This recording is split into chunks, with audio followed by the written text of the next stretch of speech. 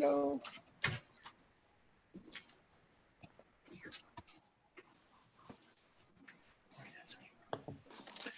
All right, good evening, everyone.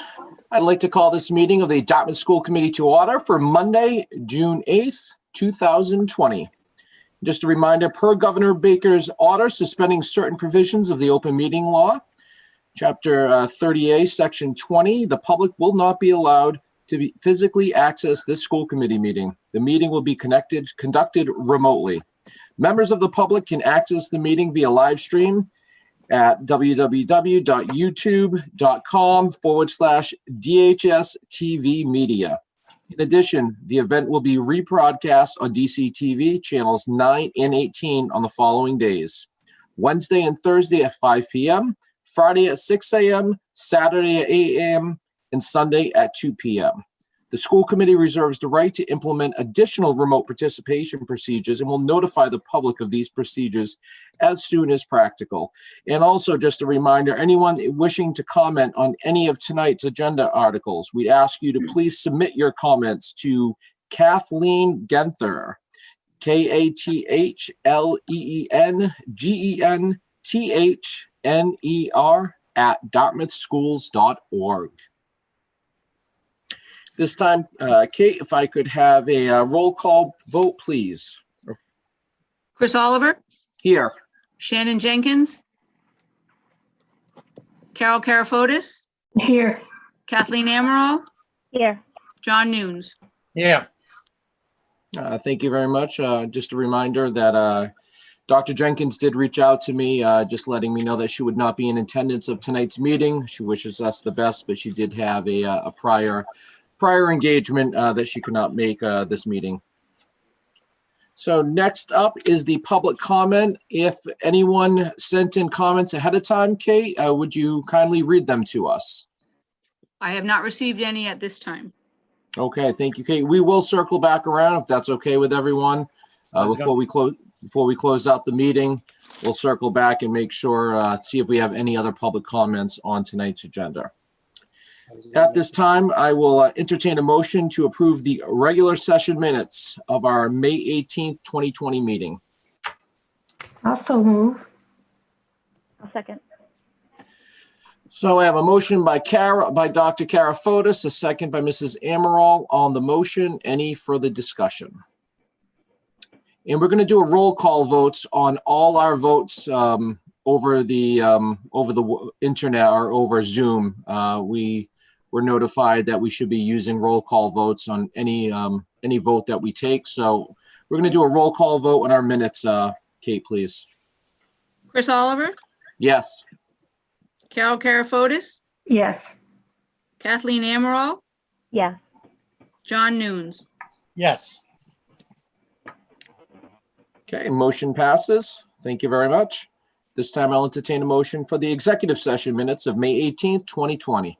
So moved, Mr. Chairman, with the stipulation that they be held until the matter for which they were intended is completed. I'll second that. So I have a motion by Mr. Nunes, a second by Dr. Karafotis on the motion. Any further discussion?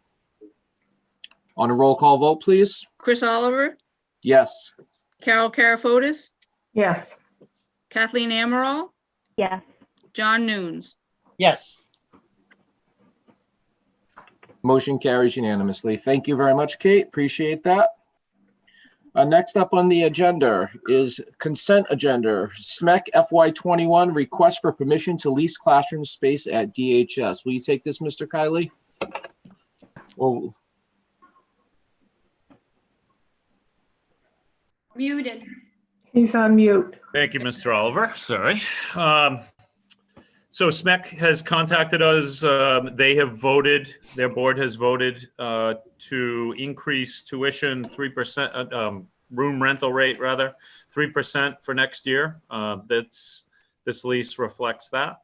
And they rent one classroom at the high school. So we'd ask for your support to continue that. Thank you, Mr. Kiley. I can just say that I think the program, the SMEK program, is a great program, and it helps service not only our students in Dartmouth, but students in all of our member districts and local districts as well. I hope that maybe Dr. Gifford can share this with me. Do we continue to be good neighbors at Dartmouth High School? Have you heard any concerns, anything from your end, Dr. Gifford? I have not heard any concerns, and as far as I know, everything is running smoothly. Okay, excellent. Any other discussion, any other questions? Oh, Ross is there. All right, at this Chairman, time, Mr. go ahead. Chairman, make a motion that we approve the lease between the Dartmouth School Committee and Southeastern Mass Educational Collaborative for the rental of a classroom at Dartmouth High School for school year 2021. I'll I have a second motion. that. I have a motion by Mr. Nunes, a second by Dr. Karafotis on the motion. Any other discussion? On a roll call vote? Chris Oliver, Yes. Carol Karafotis, Yes. Kathleen Amaral, Yes. John Nunes. Yes. Motion carries unanimously. Thank you, Kate. Thank you, everyone. Next up on the agenda, FY21 budget update. And I'm assuming we're gonna turn that over to Mr. Kiley. Thank you, Mr. Oliver. So the FY21 budget is expected to be voted on at the June 20th remote Zoom town meeting. The boards are still in support of moving forward with the budget as previously designated and voted.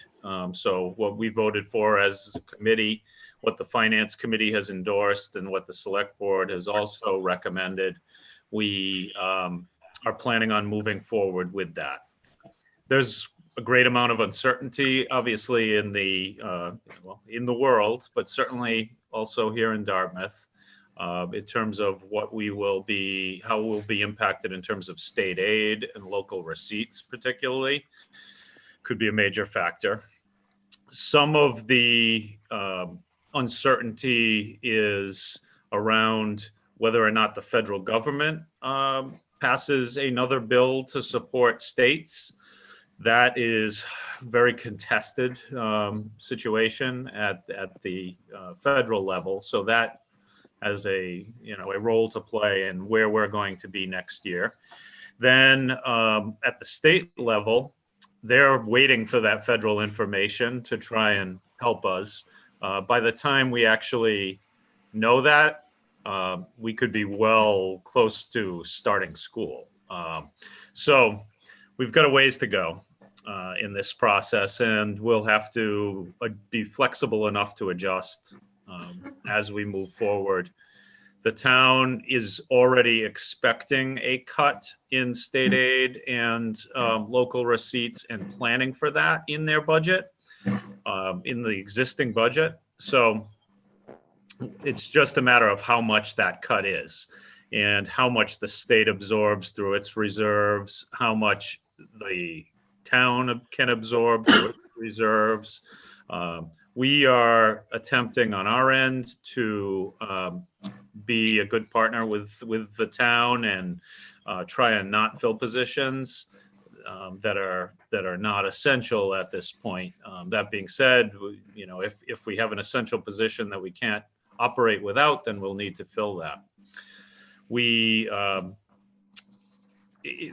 hope there is that we'll remain flexible and be able to adjust accordingly when the time comes, and possibly result in savings from those positions long term. So that's where we are, and we've not we're not recommending adjusting the budget at this point, and moving forward and hoping June 20th is successful with town meeting.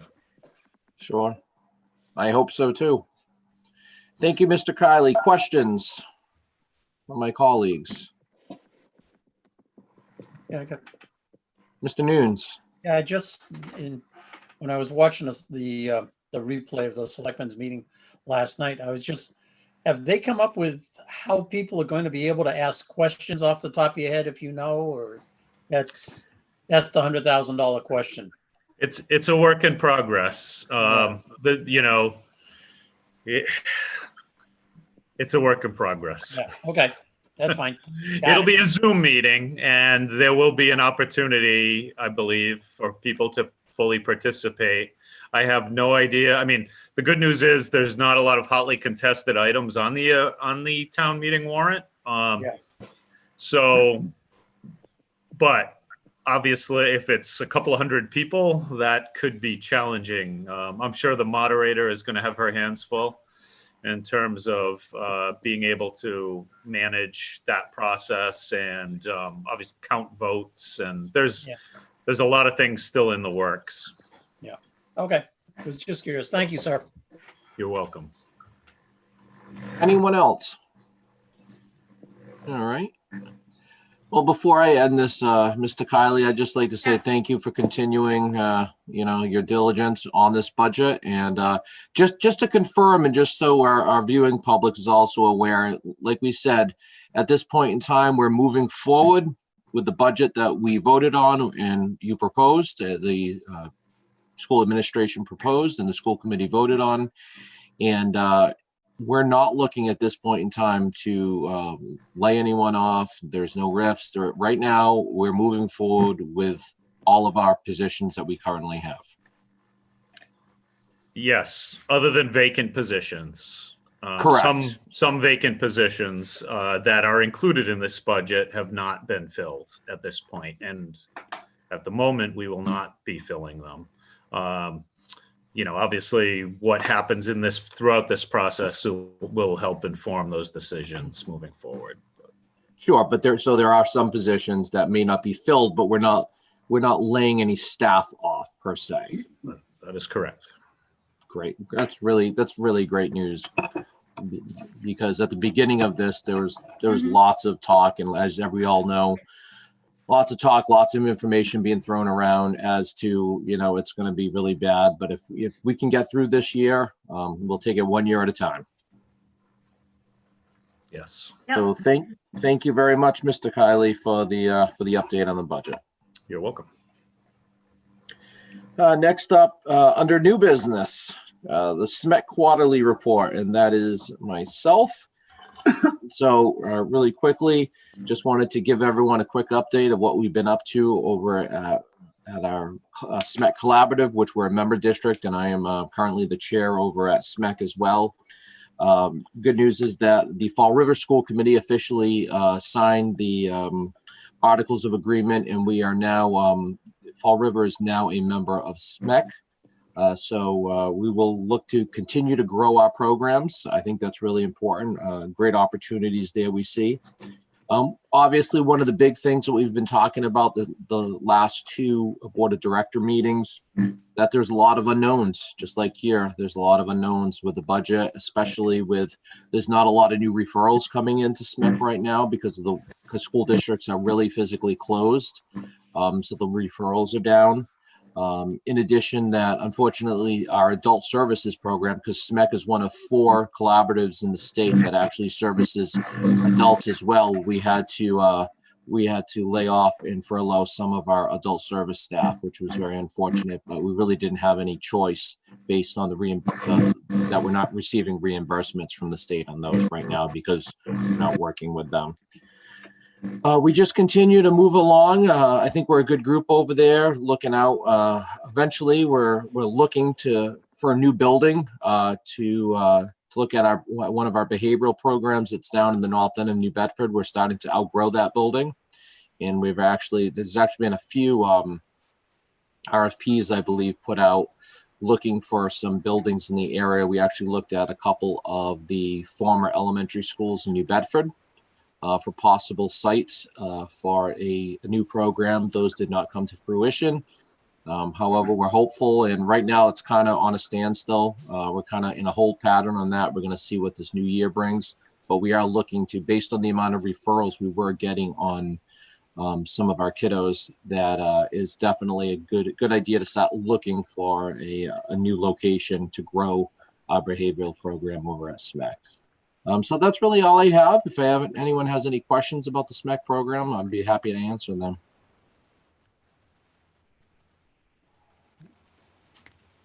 All right. Thank you, everyone. Next up, F-120 end of year authorizations. Mr. Kiley. Thank you, Mr. Oliver. So it's customary each year for us for the school committee to authorize a transfer powers between accounts within our operating budget. So this year is sort of a very different year in every front, but its budget is also quite different. Usually, I pride myself on spending our entire budget right down to the penny with lots of good stuff for kids. This year, it's a bit of a different approach. Obviously, lots of good stuff for kids, still a priority. But because of factors out of our control, obviously the budget has some variances, mostly savings. In terms of substitute costs, in terms of utilities to some extent, we'll have savings in terms of transportation, although I haven't finalized that yet. So there's going to be areas within the budget that will need to be adjusted.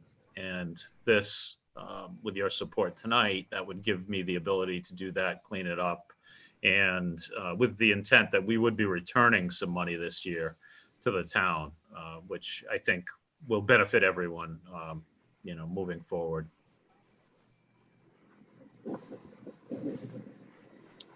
Any questions for Mr. Kiley on this?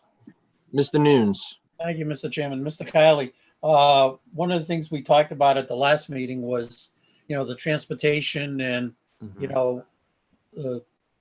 discussion with, hopefully the, once, the money that we get back to the town is going to flow into their, surplus revenue / free cash. Mm-hmm. We could have a transportation issue next year could they kind of earmark that for us? Have you heard anything from, Mr. Bonds or Mr. McGinnis on that? Well, I expressed to those folks our concern about next year, and they understand. I think anything that we do turn back to the town, however, will be free cash, and yeah. Other than this town meeting acting on it, or the October town meeting potentially, but I think the timing of that would be an issue. Or if there were a special town meeting, I suppose. But other than town meeting acting on that, there is no ability to create a reserve in the law specifically for that, but they understand that depending on how this works, transportation could be a nightmare. There's lots of things that could be an extremely difficult thing for us to accomplish. And so they understand that. I think the more free cash, the better for the town as a whole, because I think there will have to be adjustments throughout the town that need to be made. Okay, I was just curious. And off of that, Mr. Kiley, what did we end up turning or paying to our bus contracts? Was it 50%, or what was the agreement that was made? What I had discussed was somewhere in the range of 50%. I believe I had mentioned that with you folks last time. We have not paid anything. We do not have an agreement in place at this point. And I can just say that I'm working closly with the bus company, but also working closely with other communities who are in the same position as us and who also have not paid. So there will be an adjustment. We certainly won't be paying the full cost. I can say that I would be not in favor of paying more than 50%. Wouldn't bring that to you. There's some discussion of a range of as low as 30% with some communities, but none of them have reached agreement. So we're all working on it together, and it's been difficult. somewhat challenging process. No, understood, but as of right now, there's nothing in place. There is not. Technically, we have a contract, and we have encumbered funds to pay our entire contract, which we do at the beginning of the year, for regular education, transportation. And so it's encumbered. We could actually, at June 30th, leave it encumbered if we had not settled. My hope is that in the next 2 weeks, we'll be able to reach settlement, pay it, get done with this whole thing and move on. Okay. We shall see.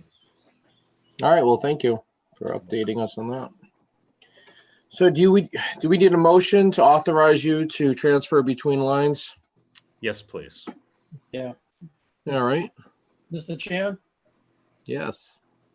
Yes, Mr. Nunes. Yeah, Mr. Chairman, I'll make a motion that we allow the Assistant Superintendent of Budget and Finance under policy DBJ to make the necessary budget transfers at year end to balance out the budget as needed and to provide us with said list of adjustments, you know, that are when they're available, Sure. I Thank you, second that. Mr. Nunes. as we always do, as he always does. All right, so I have a motion on the floor by Mr. Nunes, a second by Mrs. Amaral. On the motion, any further discussion? Good. On a roll call vote?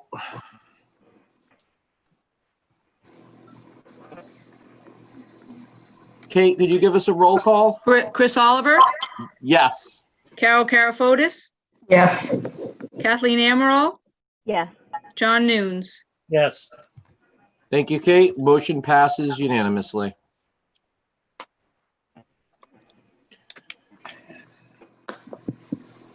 And next up, vacation buyback matters. Who would like this one? Was it Mr. Kiley or Dr. Gifford? Mr. Kiley. All right, Mr. We Kiley. obviously conversed about it, but he has all the numbers, so Perfect. I'm having all the fun tonight. he gets all the numbers. So I forwarded, included in your packet was a memo regarding vacation buyback. So some of our staff, our year-round staff, have been unable to utilize accrued vacation time due to this pandemic. There are varying contract language in place regarding their ability to carry forward days.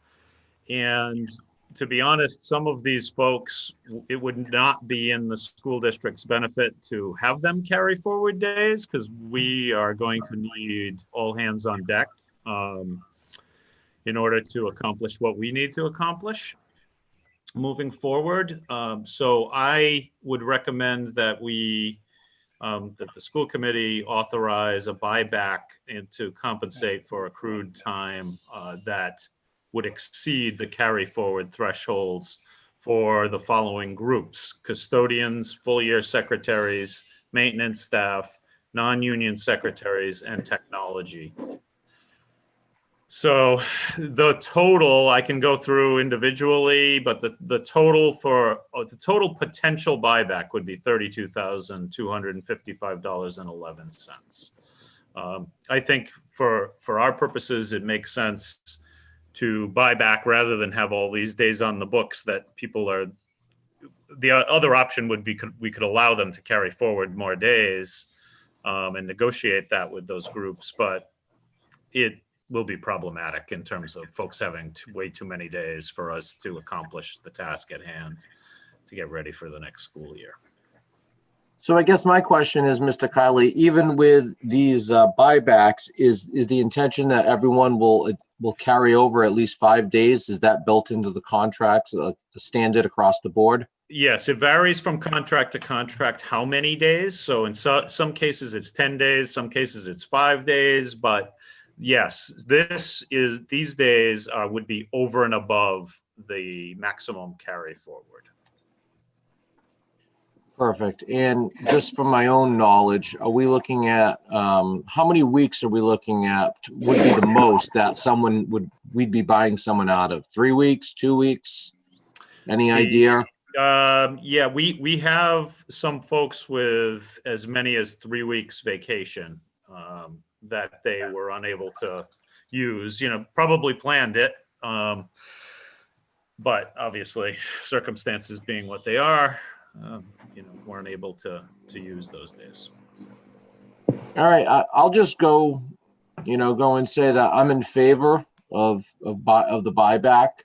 I think that Dartmouth, I think us as a school district and a school committee, I think we've done our best, and I think we've done a really good job, the group of us, to really take care of our staff as much as we can. And I really hope that people recognize that because, I want we need to take care of each other. We need to take care of our students. But it's really important that we're all in this together, and we get through this together. So those are just my 2 cents. Any of my other colleagues have any comments or questions? Mr. Nunes. Yeah, thank you. Thank you, Mr. Chairman. Mr. Kiley, I'm going to kind of make an assumption that most of these carryovers are because people had plans for discussion purposes. They were going to Disney World. And of course, with the COVID-19, they were unable to go to Disney World. So that vacation got canceled. There's no place else they can go, et cetera. Right. Typically, there will be people who, school vacation week obviously is a popular week for folks, and no one was, able to really do anything at that point in time. And unfortunately, I think people would normally plan things, and we don't have people normally turn back vacation days. So usually folks will use vacation days. Now, to be clear, this is just vacation days. Yeah. So personal days, if they haven't used them, they lose them.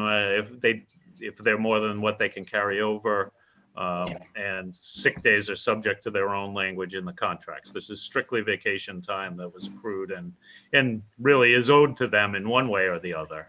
The only option would be to allow additional carryover or payout. Thank you. Okay. Nope, I'm good. Thank you, Jim. Anyone else? All right, so I'll entertain a motion to approve vacation buyback as stated by Mr. Kiley and as found on the memo addressed to the school committee. So moved. I'll second that. I have a motion by Mr. Nunes, a second by Dr. Karafotis. On the motion, any other discussion? Kate, on a roll call vote, please. Chris Oliver, Yes. Carol Karafotis, Yes. Kathleen Amaral, Yes. John Nunes. Yes. Motion carries unanimously. Thank you. Thank you, Jim. Thank you, Kate. Thank you for your support. And I believe we're going to continue with the Jim Kiley show. That's great.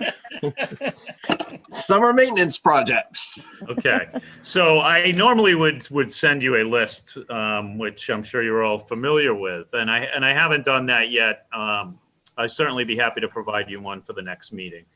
I'd like to highlight a few things and some that are relevant to town meeting coming up. So we have items, some items recommended by the Finance Committee, by the Capital Improvement Planning Committee, by the Finance Committee, by the Select Board, and you folks that are on the agenda for the 20th to be approved. Some of which we'd hope to accomplish this summer, if possible. It's a quick turnaround, and there's a whole set of logistics, and the ability to order things is the availability of items is challenging, but we are going to make efforts to accomplish some things. So the things on that town meeting agenda are physical security improvements, which are largely focused on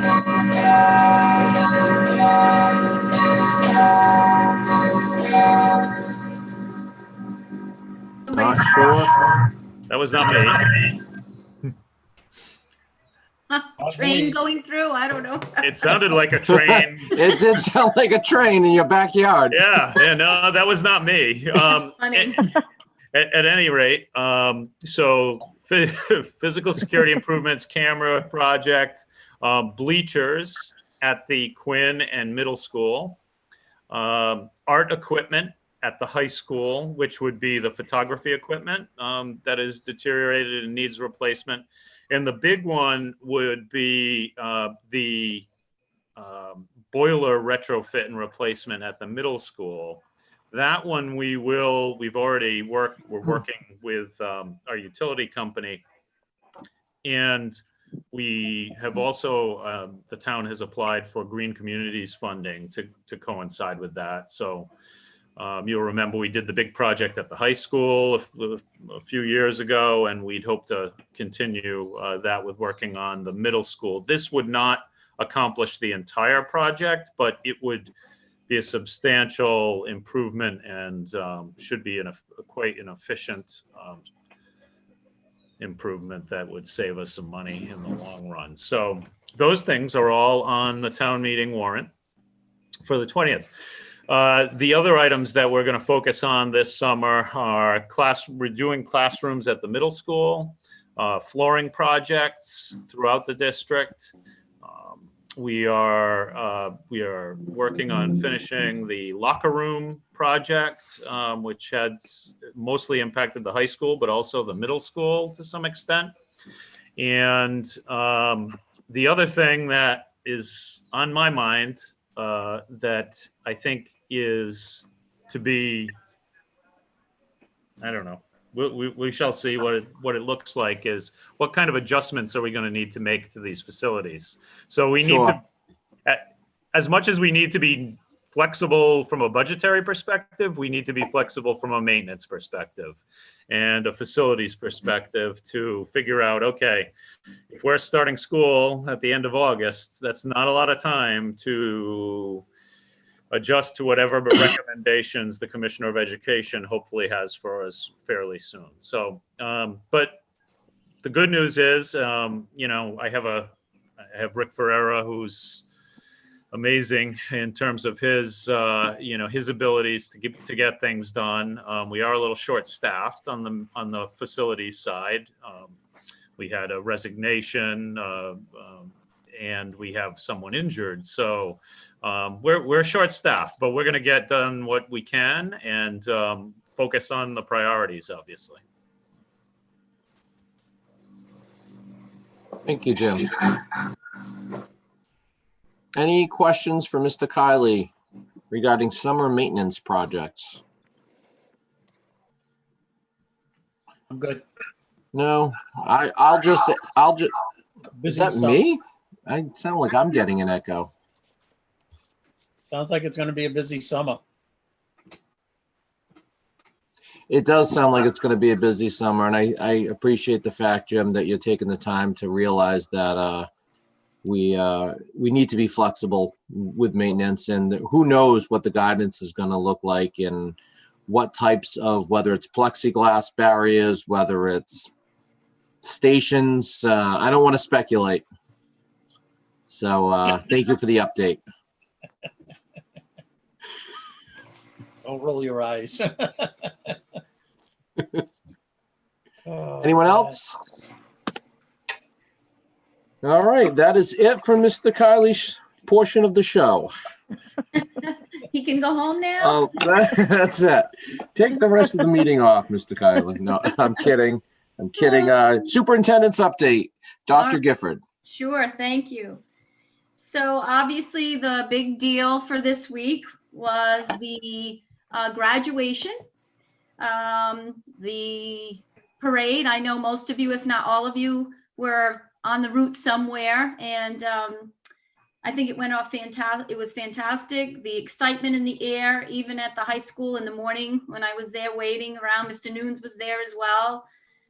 Kids were excited, and then watching the virtual ceremony after, to me, it was just incredible. And I've seen a lot of other communities, and not that I want to compare, but I think we did a very good job as a whole, as a community. And the one thing I really came away with also is that I think this was a really good thing for the community, the energy, the excitement, and people coming together and rallying around the graduates. So I invited Mr. Tebow to our meeting tonight because I really wanted him to say a few words about Mr. Parati. We had a lot of work, a lot of cooperation and help from DCTV as well, of course. But Mr. Parati has been a shining star, not only through graduation, but throughout all of this. As you know, the videos I've made on my phone, he's edited, he's put out. So anyway, I don't want him to have a big head back there, but I wanted to surprise him and have Mr. Tebow come and say a few words about the work that he's been doing. Mr. Tebow? Thank you. Thank you for inviting me, and I really appreciate the ability to come in and speak about Mr. Parati. And I can just say this, I knew this morning that graduation was over because for the first time in a week, I didn't have a text message at 6:15 in the morning from Mr. Parati, who had already started editing for the day. And I'm hoping that he doesn't text me at 9 o'clock tonight either to let me know that he's done for the day. All joking aside, though, he handled all of the edits for the commencement ceremony. But on top of that, I think we can lose track of the fact that he's a teacher first. And so he continued with enrichment lessons for his kids. He continued to oversee. We had the scholarship and awards ceremony last week as well. And I'm going to ask the superintendent that at the next school committee meeting, we can invite the students from the DHS TV media production. There are 3 or 4 students in particular who really helped, but Mr. Parati provided direction to them while he was making the edits for the commencement ceremony as well last week. So, you know, each day it was long day. They were long days to film the individual aspect of every student walking across that stage, getting their diploma, turning the tassel, all of that. But Mr. Parati was able to kind of stay ahead. He got the footage each day. He was the last person we saw at the end of each night because he'd come in and get the footage from DCTV so he could immediately stop. You know, again, I can't stress enough. If everyone had Mr. Parati's can-do mindset, we could do great things. And we do great things, but there's never a time we've gone to Mr. Parati and said, can we do this or can we do that? He said no. He figures out a way, and I think it's a testament to the great work that goes on in our community, and he really exemplifies the mindset that I think we all should embody and embrace. You know, and again, I just want to stress one last time the fact that he's a teacher first. You know, it would have been easy after all the extra hours he put in. You know, he was there at the parade yesterday filming with the drone. After all those extra hours, I don't think anyone would, you know, fault him for taking it easy today. But he was texting me about, he set up a virtual field trip for his kids in the program to visit virtually URI because they just made a large investment to their program, their media program. And he let me know that last week or a couple of weeks ago during the shutdown, his class took a virtual field trip to a university in Florida. Again, that's got a strong media program. So the amount of work Mr. Parati does, the quality of the work that Mr. Parati does, it's people like him who made yesterday and the past week so positive. And then while I have the floor here real quick, I also want to thank the members of the administrative team at Dartmouth High School as well. Because again, I know it was 5 minutes for each individual student, but when you have 259 students in a class, the time that it took to film, it was well worth the investment, but the administrative team worked around the clock for those 3 days. And so I just would really like to recognize and thank Rachel Xavier, Mike Martin, Rich Gill, Andrew Crisafoli, and Bridget De Silva, because it really was a team effort to make that all possible. So again, thank you for allowing me to come on and to really highlight the great work Mr. Parati did and continues to do for us. Well, thank you, Mr. Tebow. As I said in my email, I think that I sent out to you and your administration and Dr. Gifford, as well as Mr. Parati, because I know the time and the effort that it takes is that you're very fortunate to have someone. And yeah, like you said, let's not make Mr. Parati's head go too big, but you're very fortunate to have someone of his caliber and at Dartmouth High School and be able to put together the types of projects that he does. So kudos to Rob, but also to your entire team for putting together the parade. I thought the parade was phenomenal. A lot of energy, and it was Dr. Gifford hit the nail on the head with it brought the community together. It was just great to see Elm Street just lit up with people, the village right over the bridge in Pontiac and all the way down Slocum Road as they followed behind the parade after it. And there was just a lot of happy faces. And I think it was good to just get the community together and just get everyone out to see our graduating seniors. So thank you very much for stopping by to share that with us. Thank you for providing me the opportunity. I really appreciate it. Carol has something. Oh, I don't see her on screen. Carol, go ahead. Yeah. I don't think you see me all night, Mr. Oliver. You're on my other tab. Make a noise. Okay. I would just want to echo what everyone has said. And the thing that struck me the most, well, first of all, I looked at the number of students that were going up there, and I couldn't imagine how much time it was taking for you to be up there and your team to have each student be up there getting their diploma and their family being there in the pictures. But I think the parade, and I was thinking about it all day yesterday after watching, was how the community really was excited about our graduates. And I even read somewhere on one of the social networks, this should be done every year. Just celebrating our kids. And I know all these take a lot of time and a lot of work. And I know Mr. Parati's been a great asset to our system. And I would just say the leadership too of the high school, because I know sometimes we have great people on staff, but there are times when the leadership doesn't want to take any risks. So thanks to you, your team, everyone involved, our school administration, and of course, everyone at Bush Street for their support and enabling this to go forward. So thank you. Thank you. And I don't want to speak for Dr. Gifford, but I'm all in on a parade every year. I do think that was, great. We have to send very special thank you notes to the police and the Yes. fire department, though. Yes. I love the idea. We are on that. And I think for thank you notes, it's often email is expedient, but I like a handwritten note sometimes too. So we are in they're in snail mail, unfortunately. Yeah, but mine too. they're on their way. We really appreciate the police department. They were with us from day one in terms of all the planning that went into it. So we really appreciate that, as well as having the fire apparatus there as well was a nice touch.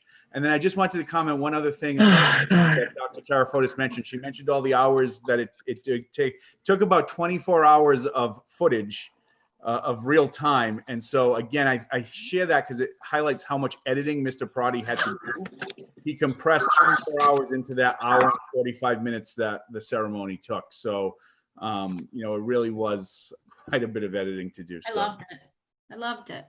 It was seamless. It was. Nice job. Yep. Mr. Nunes, Yeah, and then thank you. we'll go with Mrs. Amaral. Yeah, thank you. Well, if Kathleen wants to go first, I'm good with that. Ladies first. Well, thank you. No, I just echo what my colleagues said. And, I know we're in the beginning of the alphabet being the A, but,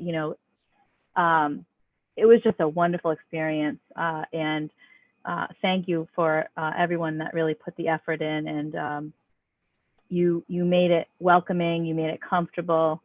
And it was the graduation. And then that parade was fantastic. I really just echo what my colleagues have said, and just thank everyone. I just enjoy Mr. Parati's enthusiasm for what his ideas and like you said, that mindset that really makes things happen and that leadership that brings people in. Really, all of you have made a difficult time enjoyable, memorable, and I just thank you for making it as special as you did. That's all. Thank you. Mr. Nunes?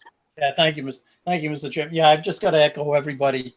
I mean, with a great job. I was at the high school yesterday morning to see the students off, and boy, the excitement you think of sports events and everything else. The excitement in the air was unbelievable with these students, and even the faculty that was there. And I got to tip my hat to the class advisors that were there and some additional faculty. They were walking all around because I guess they were judging the cars as to who got first, who got second, honorable mentions and everything. And they just the faculty themselves did a wonderful job. I mean, go back and watch that graduation. You're right, it's seamless. You just go right down the line with the students. The way they picked up their diploma, stood there, their moment of fame, and congratulations to them.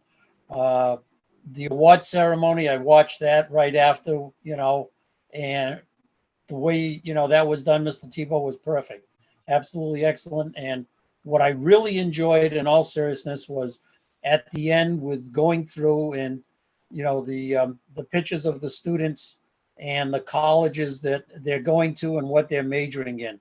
That was really something to see. I mean, where we have students going, Colorado, California, Illinois, New York, Connecticut,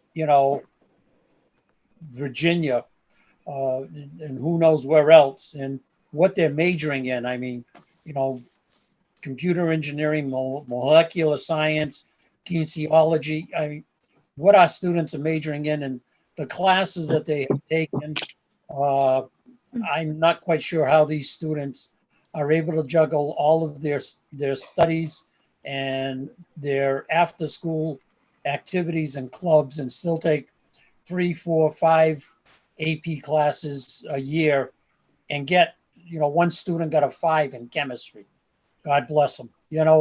I'm just thrilled. I'm just thrilled with what our students did. And, my congratulations to everyone. Mr. Parati, Peter Chase, and the crew at DCTV, Mr. Tebow and his administration, central office, for doing this. It was just, you made what had been a tough last semester, I think, really, really great for our seniors.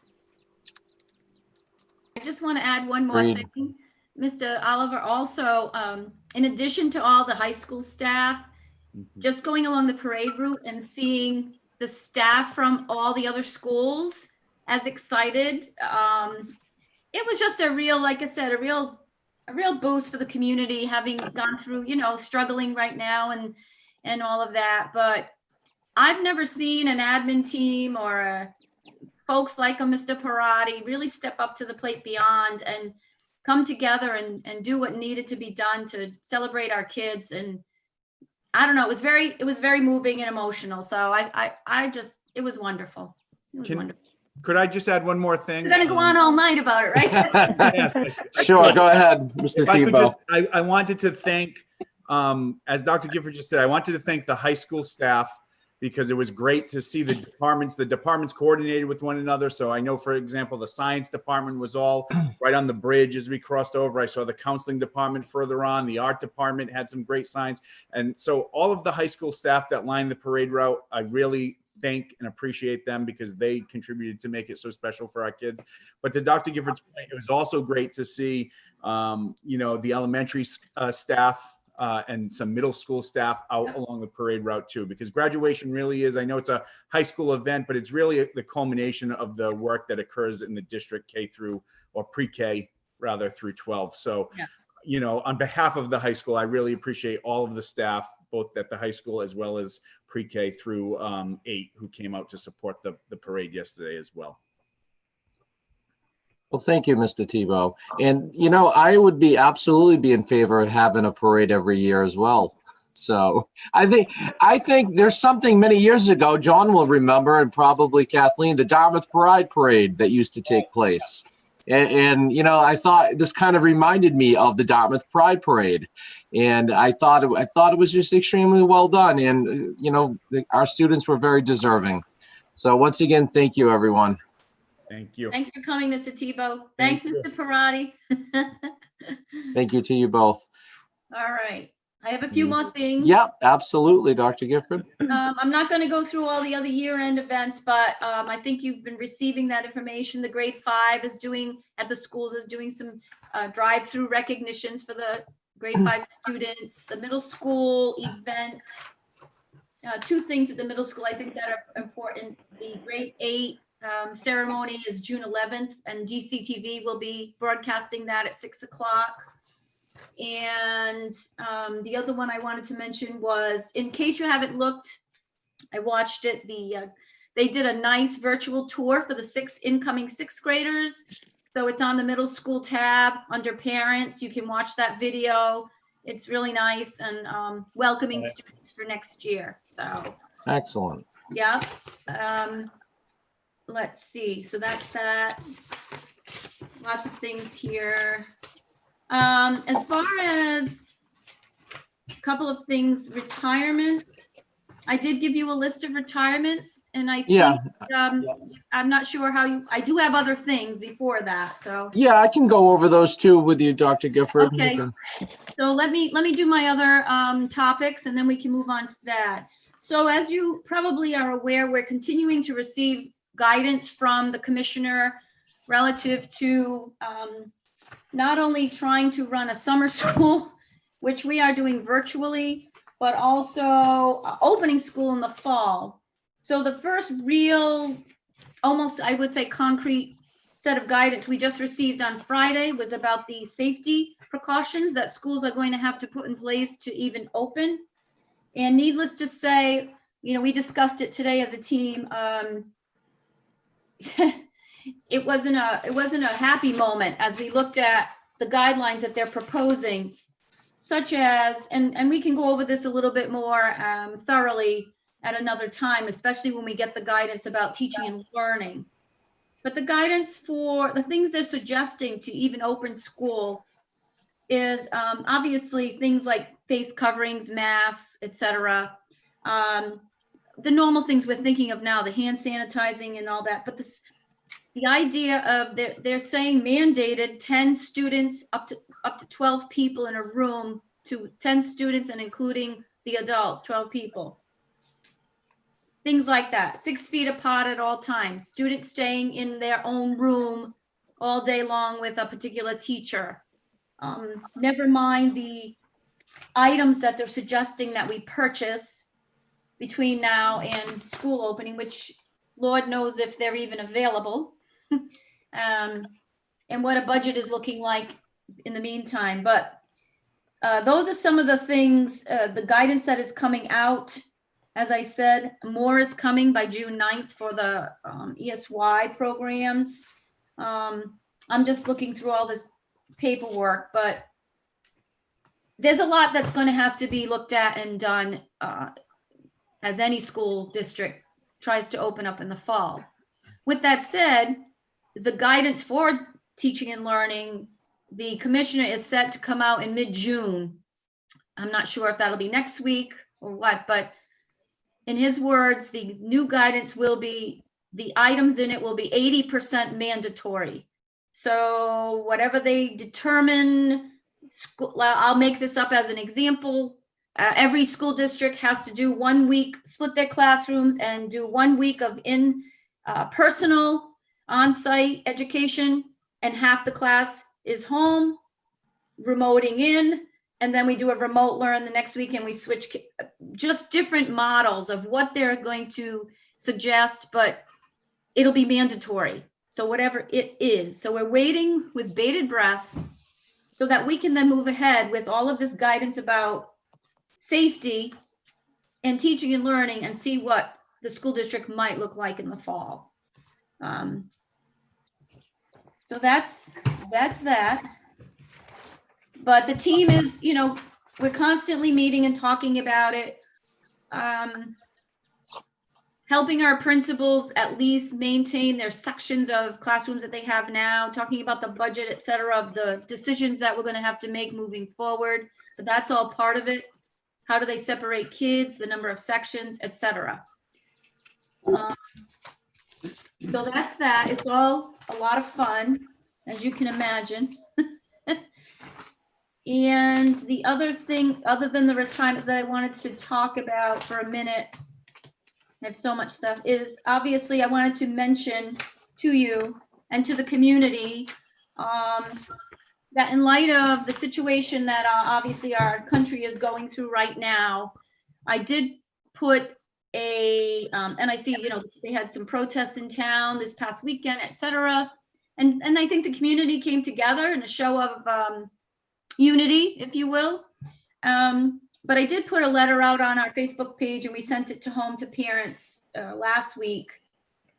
And I just want to cite a couple of the things because I want folks to know that here we have been going through this COVID thing, and then now we're faced with another big issue that affects all of us. So I just wanted the people at home to know that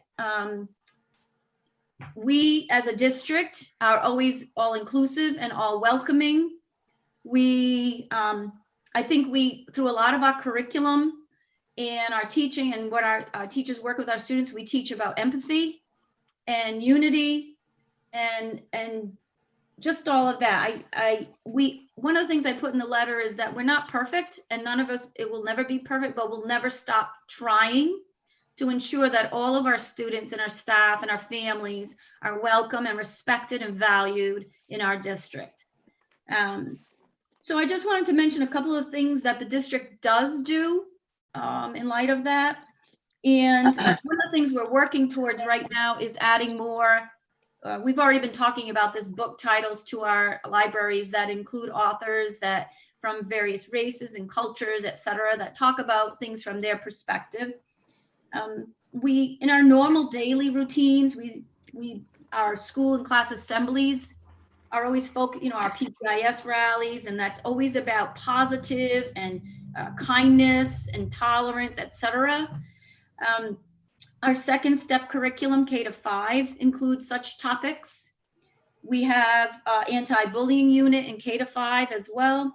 Our health and wellness curriculum, 6 to 10, includes 6 to 10 includes those kinds of topics as well. Speaking of cultures and diversity, we have a sophomore ELA unit based on the book Speak, which talks about people being ostracized for speaking their mind and then how they deal with that. And it's from the author's, the main character's perspective.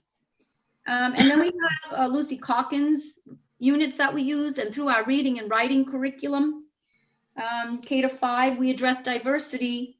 It's through some units that are with around a culturally responsible framework, and teaching kids about that. So I think, again, there's always more work that can be done, but I feel good and positive about not only the maybe specific things that we do about culture and race and diversity, but also our core beliefs that we practice all of the time when we speak about kindness matters and our anti-bullying and those kinds of things that we do in the schools all of the time.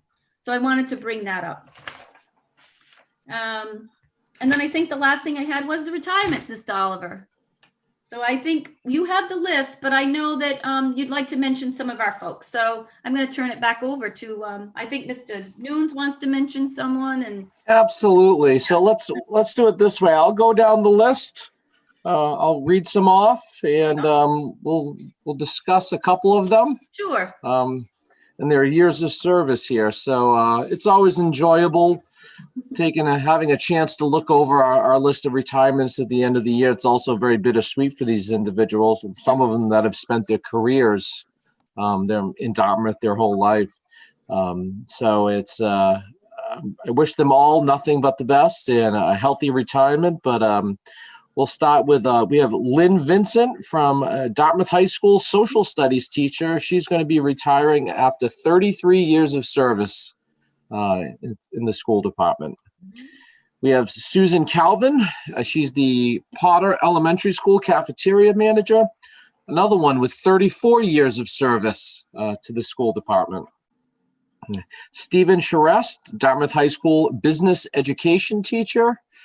27 years of service to the community and to this school department. We have William Kingsland, our dedicated band director. I'll be turning it over to Mr. Nunes afterwards to say a few words about him.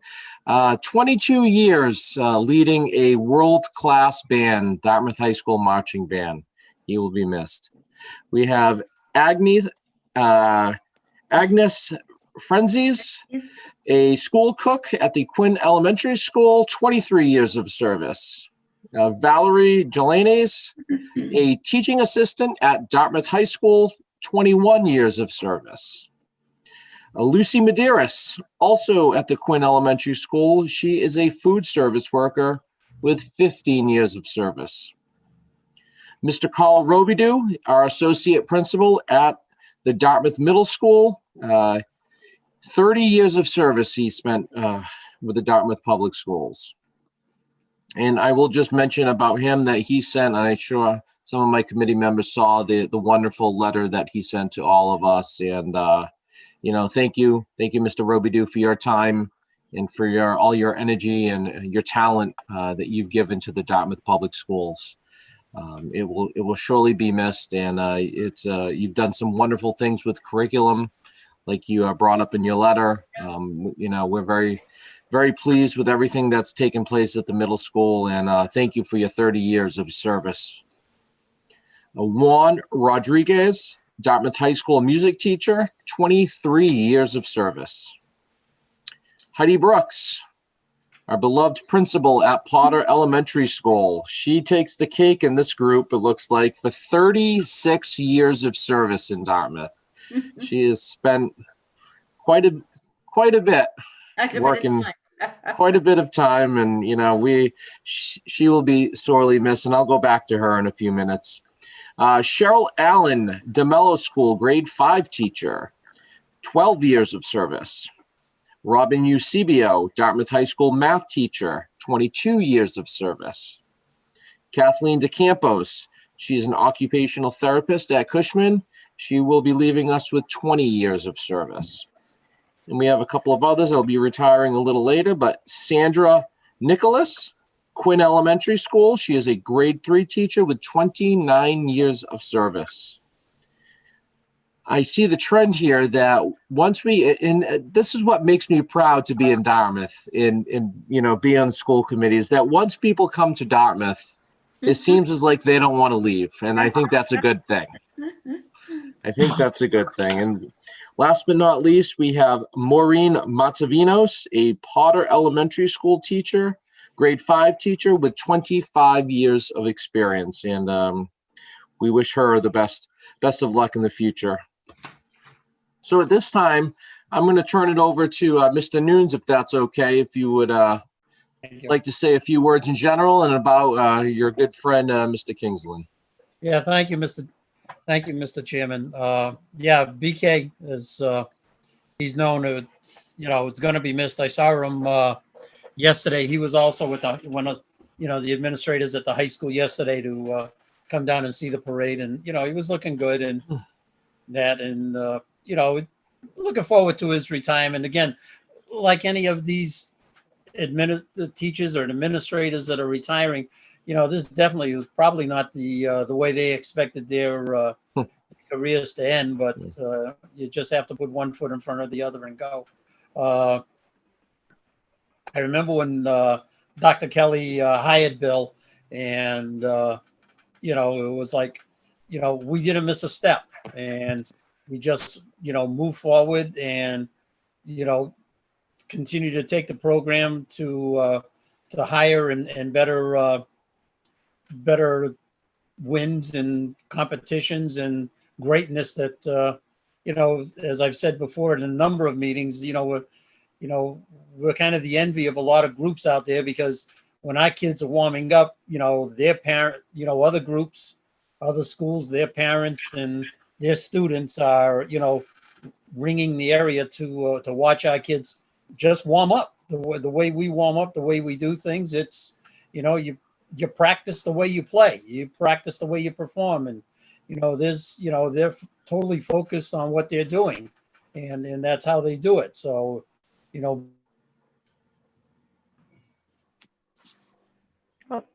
Yeah. Can anyone else hear him? No. John, we can't hear you. His internet goes in and out sometimes. This year. And, Mr. Nunes, yeah, we lost your last 30 seconds. okay. Back. Oh, well, that figures. Every once in a while, my volume, my Wi-Fi goes bye-byes. But, No Okay. problem. Looks like you're back now. If you want to just take it back about 30 seconds. well, I mean, yeah. What was the last part you heard? Let me put it that way. Just that other schools watched our kids Yeah, I practice. don't, you know, again, you know what, you know, we practice the way we play.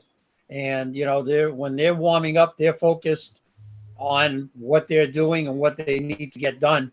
And they're ready to go.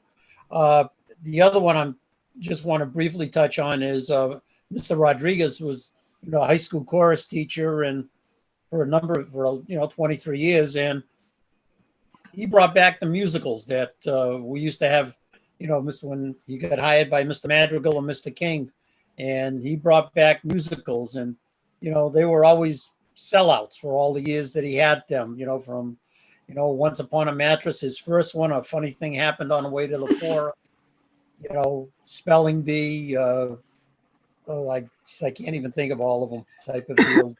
He did Grease and he did Titanic. So just to name a few, but, you know, again, you know, they're all going to be missed. I very quickly added them up, you know, 15 personnel, and there's 372 years of experience going. So it's, you know, you were right, Mr. Oliver, you know, they show up and they never leave, which is great. So thank you. Thank you, Mr. Nunes. Any of my other colleagues like to say something? Dr. Karafotis. Thank you, Mr. Oliver. First of all, Mr. Oliver, thank you for doing this, recognizing these individuals who have worked in our system and have contributed in so many ways. There are a number of people that I know from having worked with them. And some of them, their children went to Gidley School while I was principal over there.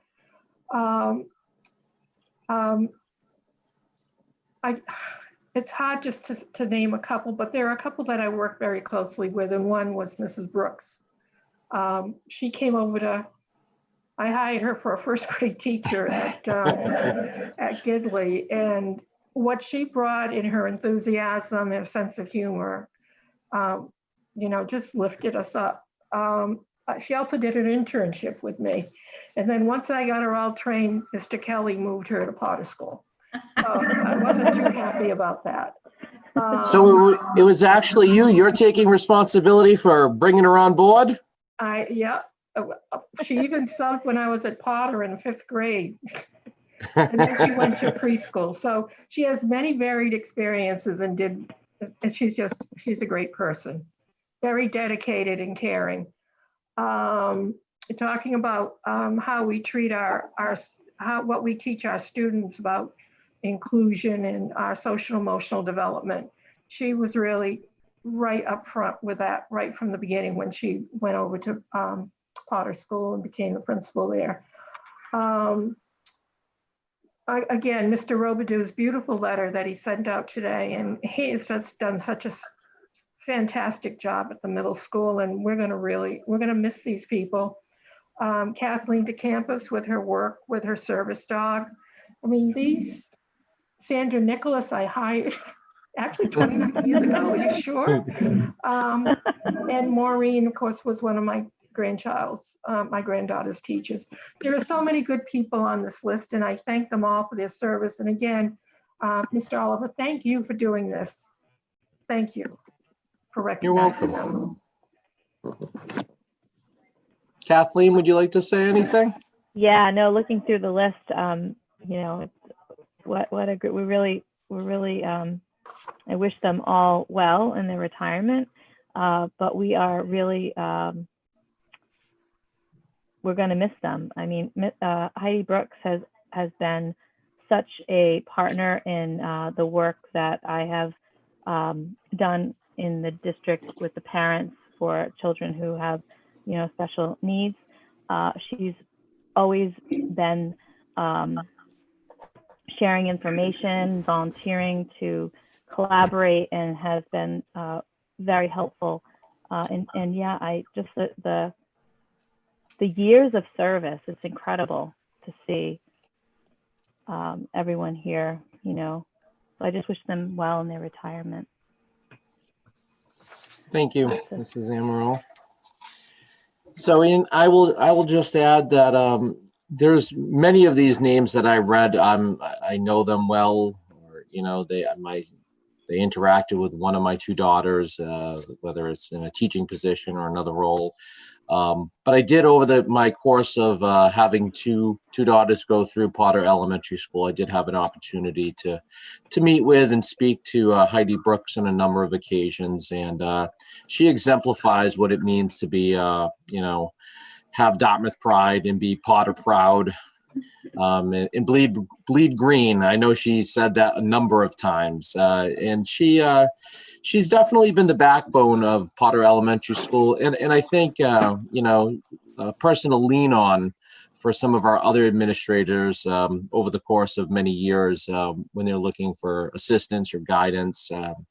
The one thing that I'll leave with Heidi was that she always was looking out for her students, whether it's reaching out to students because something was wrong, making a phone call home. And I know all of our administrators do this, but to Heidi, it was very personal. She really wants to make sure she takes care and she looks after all our families. And what a great rapport and what a great reputation that she's leaving with, not only with the students in the north end of town, but also with the staff in that building. So I wish you nothing but the best, Mrs. Brooks, along with Mr.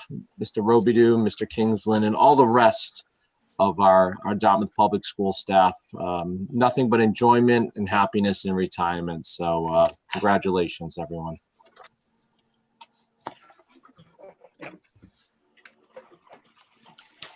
And I guess I'll just add a couple of things very quickly. Under the report of the chair, I'd just like to mention that once again, wonderful job by the Dartmouth High School with the graduation and making everything flow together seamlessly.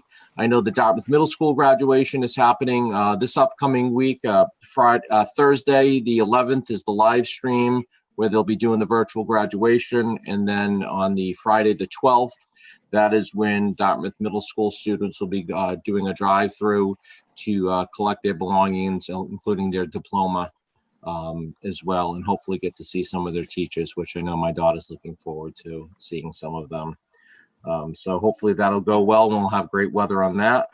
And, during these uncertain times, as we continue to move forward and, look for more information, I just would ask the community in general, to keep in touch with us. If you have questions, if you have concerns, reach out to central office, reach out to Dr. Gifford's office, to your building principals. If you have students in town, reach out to your students' building principals. The Dartmouth Public Schools faculty and staff, we are here to help you. These are some extremely very trying times, and we're going to get through this, but we're going to take it one day at a time, and just keep looking for information, read the emails. I encourage everyone to read the emails that go out from central office, that go out from your buildings with information regarding what school will look like in the fall. And as we get information, I'm sure that Dr. Gifford and her staff will share it with the community, with the parents and the community at large. So that's all I have for this evening. Does any of my other colleagues have anything to share? Good. Yep. All right. So at this point, when's the general town election? Do we have a date on that? 23rd. The general town election is Tuesday, the 23rd? Yeah. Mm-hmm. So we're going to have one more meeting before then. So Dr. Karafotis, we're going to have you one more time? One more time. All right. So I have a few. I have a few words for you too before you leave. You're not going to leave us that fast. Thank you. All right, so the next meeting of the Dartmouth School Committee is Monday, June 22nd.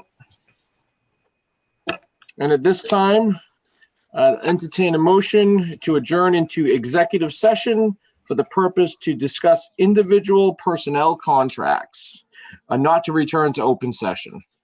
So moved. I'll second that. Got a motion by Mr. Nunes, a second by Dr. Karafotis. On the motion, any discussion? On a roll call vote, please. Chris Oliver, Yes. Carol Karafotis, Yes. Kathleen Amaral, Yes. John Nunes. Yes. Thank you, everyone. Be well, you. be Yeah. safe. Night. Have a good night. We'll see you shortly. See you, Charlie.